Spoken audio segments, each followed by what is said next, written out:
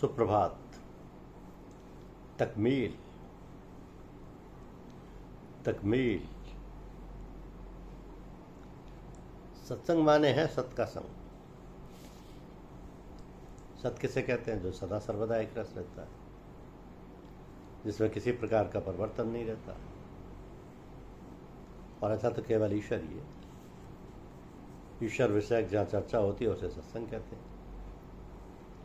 सत्संग कई प्रकार का होता है। किसी महात्मा के पास बैठकर ईश्वर चर्चा सुनना या ईश्वर के विषय में बातचीत या पूछताछ करना सत्संग है।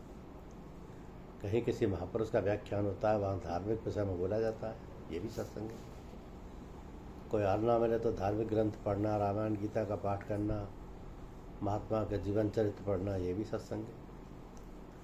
तो सत्संग का तात्पर्य है भगवान के विषय में पढ़ना और सुनना और चर्चा करना, ये सब सत्संग है। किंतु एक बात है, वो ये कि सब बाह्य सत्संग है। ये सब बाह्य सत्संग है। एक आंतरिक सत्संग कह रहा था, जिसमें अंतर में सदगुरु अपनी शक्ति द्वारा लोगों के अंदर शक्तिपात करता है, जिसको मुसलमान संत लोग और सूफी संत मत में तवज्जो कहते हैं। तो इस प्रकार के विशेष सत्संग को आध्यात्मिक सत्संग, आंतरिक सत्संग और रूहानी सत्संग कहते हैं।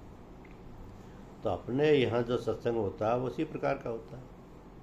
किसी आदेश प्राप्त पुरुष द्वारा जिसको तकमील या पूर्णता हो चुकी है, उसके द्वारा अध्यात्म धार लोगों को प्राप्त होती है।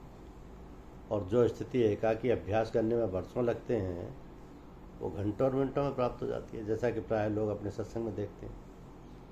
तो ऐसा सत्संग बहुत दुर्लभ है और बड़े भाग्यशाली लोगों को प्राप्त होता है। आपने प्राय कहते सुना होगा कि असतो माँ सदगम है, तमसो माँ ज्योतिर्गम है, मृत्यु और माँ अमृतगम है। तो उसमें यह संकेत है कि असत की ओर नहीं, सत की ओर चलो।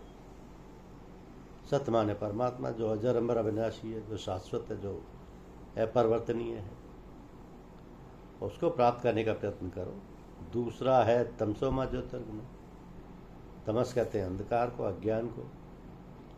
अज्ञान कहते हैं जो सत्य को ना जानता हो, ना समझता हो, अज्ञान से ढका हो, दुनियादारी में फंसा हो। तो दुनिया क्या है?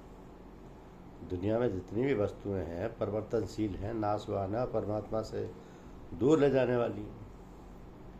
तो अंधकार वो है जिसमें हम ईश्वरीय भजन, ईश्वरीय ज्ञान से दूर रहें और दूर होते चले जाएं। ये सब अज्ञान है, अंधकार है। परमात्मा प्रकाश स्वरूप है, उसके सान्निध्य से, उसके ज्ञान से अंधकार मिटता है। यह ज्ञान स्वरूप है इत्यादि। तीसरी बात है मृत्यु और माँ अमृतगम, अर्थात मृत्यु नहीं, अमृत की ओर चलो, क्योंकि परमात्मा ही केवल अजर अमर अविनाशी है और तो सभी मरणशील नाशवान है, मृत्यु को प्राप्त होने वाले। तो कहा जाता है कि मृत्यु नहीं, अमृत की ओर चलो। अमृत से जीवन प्राप्त होता है, मरणासन्न जीवित हो जाता है, मृत्यु के भय से मुक्त हो जाता है। संसार में तो सबको मृत्यु प्राप्त होना है। मनुष्य दुनिया के सभी कामकाज करते हुए, गृहस्थी का पालन पोषण करते हुए, बच्चों में रहते हुए लिप्त नहीं होता और भगवत परायण हो जाता है। सारा कार्यकलाप, व्यवहार, आचार व्यवहार सब भगवान का समझकर भगवान के लिए करता है और सत्संग का पूर्ण लाभ उठाकर कृत्य हो जाता है।